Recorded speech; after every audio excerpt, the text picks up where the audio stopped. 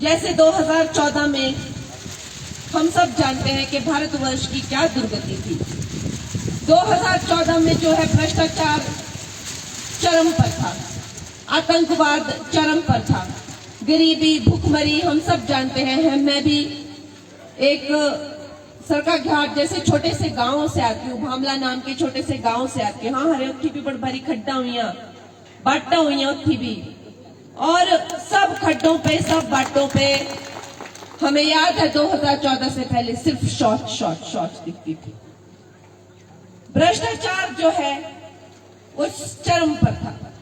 चारा घोटाला, 2G घोटाला, कोयला घोटाला, 2.5 लाख करोड़ का घोटाला, यहाँ पैसे खा दिए, रेल घोटाला, वहां पैसे खा दिए, हर जगह जो है। और खा कौन रहा है? अपने नेता, अपनी सरकार खा दिए, सारा देश के पैसे खा दिए।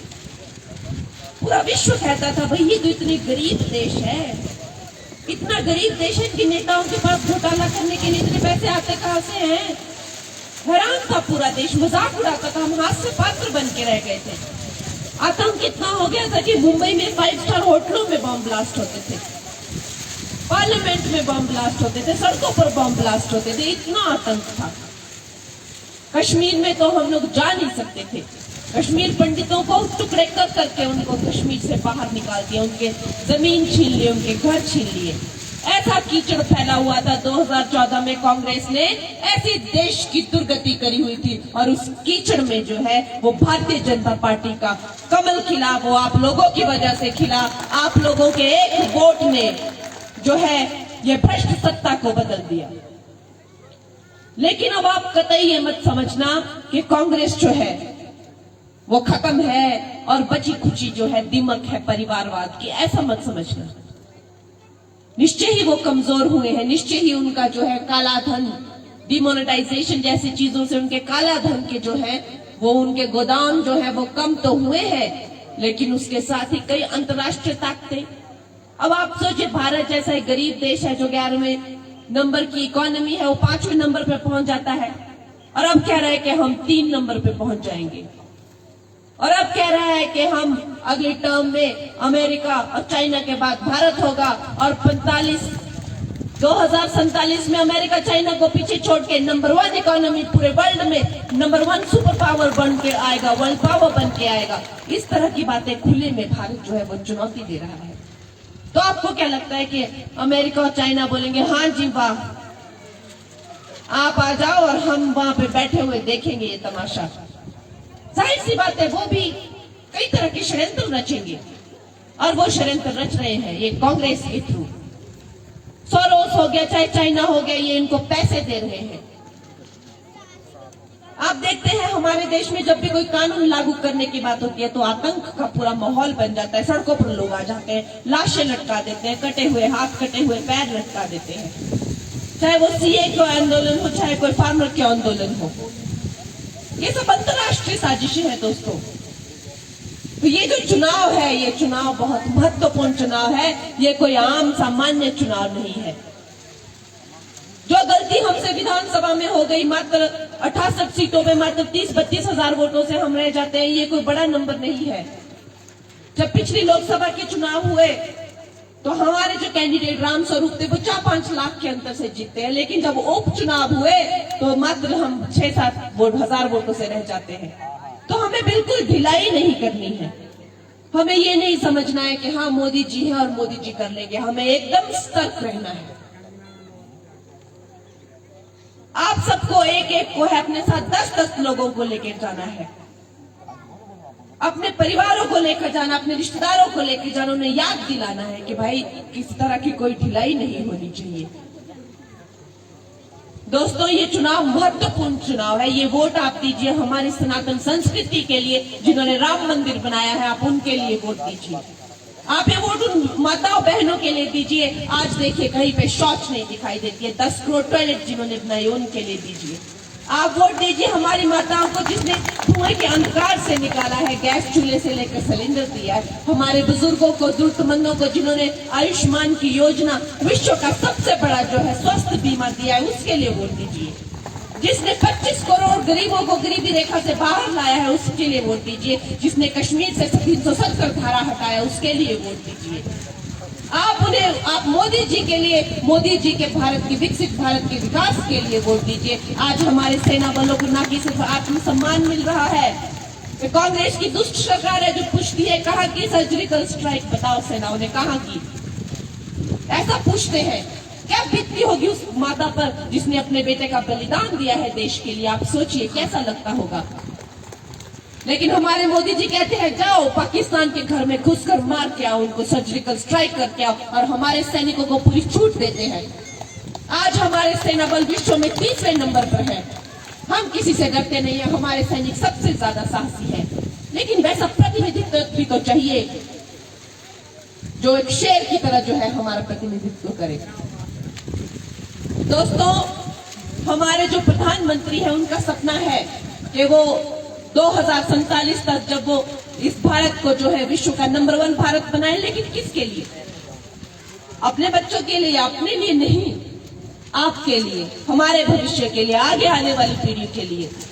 ऐसे महान व्यक्तित्व जो हमें इस देश के लिए मिले हैं, जिनका जीवन एक त्याग और तपस्या की प्रतिमूर्ति है, उन मोदी जी के लिए आप वोट दीजिए। आपको इन ठगों के लिए वोट देने की जरूरत नहीं है।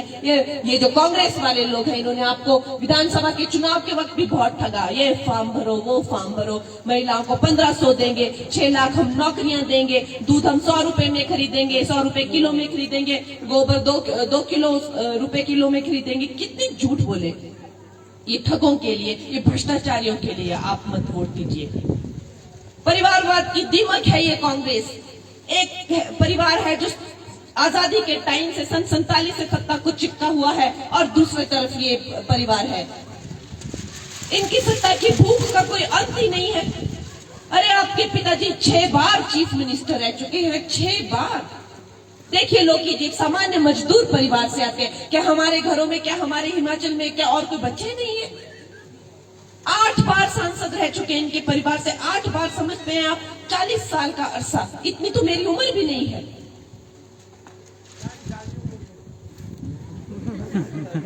हाँ जी 8 साल से जो है, 8 टर्म जो है इनके फैमिली वाले सांसद रह चुके हैं। सोचिए। और खुद इनकी माता जी जो है अब इस वक्त पूरे हिमाचल की जो है वो कांग्रेस की अध्यक्ष है। अपने आप खुद 10 साल से एमएलए है, अब मंत्री है, पीडब्ल्यूडी मंत्री। 3-3 फीट के खड्डे पड़े हुए हैं सारी सड़कों में। लेकिन सत्ता की भूख, अब एमपी भी बनना है। क्यों कोई और देश में प्रदेश में रहा ही नहीं? तुम्हारी ही परिवार चिपक गया है क्या कुर्सी से?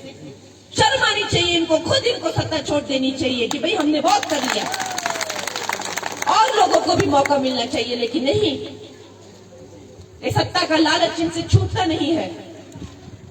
इन लोगों का कोई चरित्र नहीं है। दोस्तों, आपने इनकी बातों में नहीं आना है। ये मीडिया को बुला के कहते हैं कि कांग्रेस वालों ने कोई काम नहीं किया, कांग्रेस वालों ने जो है हमारे पिताजी के लिए 2 गज की जमीन नहीं दी, हम इस्तीफा देते हैं, राहुल गांधी प्रियंका सब बेकार है। ये खुद कहते हैं। जो अपने शिष्य नेतृत्व को भर भर के गालियां देते हैं मीडिया में, उनका क्या चरित्र है आप खुद बताइए। जो अपनों के नहीं है वो आपके कैसे हो सकते हैं? हमारा जो हिमाचल प्रदेश है, विकास की दृष्टि से यहाँ बहुत कुछ करने को है। और मैं आपकी कंगना, आपकी बेटी, आपकी बहन, मैं आपके सारे काम कर पाऊंगी। हमारे जो प्रधानमंत्री हैं वो कहते हैं कि मैं गरीब और मैं गांव के लिए, मेरी सरकार है गरीब के लिए और गांव के लिए। और वो कहते हैं मुझे मंत्री मत कहना, मैं प्रधान सेवक हूं। वो कहते हैं कि मैं प्रधान सेवक हूं। जब वो कहते हैं कि मैं सेवक हूं तो भाई हम कौन होते हैं? हम भी आपके सेवक ही हैं। दोस्तों, आप कभी ये मत सोचना कि कंगना हीरोइन है या मुंबई में ही रहेगी या हमारे काम कैसे करवाएगी। मैं एक ग्रामीण बेटी हूं, मैं एक पहाड़ी लड़की हूं, और आज अगर मुझे ये गरिमा और ये स्थान प्राप्त हुआ है कि मैं आपकी प्रत्याशी बन के आपके सामने आऊं, इससे सब पहाड़ी माताओं बहनों का, सबका सम्मान बढ़ता है। मन की ताकत कैसी हो, प्रधानमंत्री जी ने हमारी बहन बेटियों माताओं को विधानसभा और लोकसभा में भी 33% आरक्षण दिया है। जब 2019 के चुनाव होंगे तो आप देखेंगे कि किस तरह 68 सीटों 2029 के चुनाव होंगे, 68 सीटों में से 22 सीटों पर महिलाएं लड़ेंगी। अभी सिर्फ एक महिला एमएलए है। ये सब मोदी जी की वजह से हुआ है। जो इंसान ने अपनी पूरी जिंदगी जो है देश के लिए खपा दी है, हमारा वोट उन्हीं को जाना चाहिए, इन ठगों को नहीं जाना चाहिए।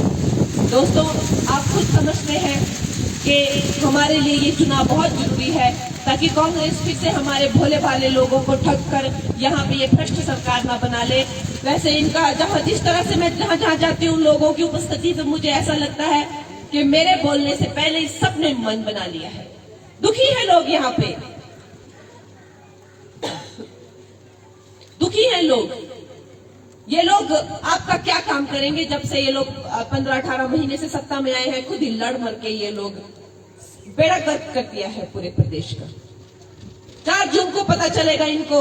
सुक्खू जी कहते हैं जयराम जी को हीरोइन को लेके आया है और एक फ्लॉप फिल्म डायरेक्ट कर रहा है। अरे सुक्खू जी, जयराम जी ने तो 5 साल एक स्थिर सरकार, एक सुपरहिट सरकार चलाई, आपने तो 15 महीने में दम तोड़ दिया। और 4 जून को आपको पता चलेगा जब वहां पर लोकसभा में कमल खिलेगा, मोदी जी की सरकार बनेगी, और हम यहाँ पर भी बहुत जल्दी कमल खिलाएंगे। विधानसभा में हमारा भाजपा का मुख्यमंत्री आएगा, तब आपको पता चलेगा किसको कहते हैं सुपरहिट सरकार। इतना घमंड में आप मत आइए। दोस्तों, ये कांग्रेसी बहुत घमंडी है, महिलाओं का अपमान करते हैं, कहते हैं मंडी की महिलाओं के क्या भाव है, इस तरह की नीच बातें करते हैं। आपने, मेरी बहनों ने, मेरी माताओं ने इनको सबक सिखाना है। 1 जून को इनके मुंह पे ऐसा तमाचा पड़ना चाहिए कि इनको शर्म आनी चाहिए कि भी दूसरी बार बेटियों के बारे में नहीं बोलना कुछ। मोदी जी के 400 का संकल्प जो है, हमारा हिमाचल प्रदेश बढ़ चढ़ के 400 के संकल्प में जो है हिस्सा लेगा, और ऐसी लीड मिलनी चाहिए कि इसकी चर्चा जो है दिल्ली में होनी चाहिए। दोस्तों, मेरे साथ कुछ नारे करिए। अब की बार, अब की बार, अब की बार, जय श्री राम। धन्यवाद मैम।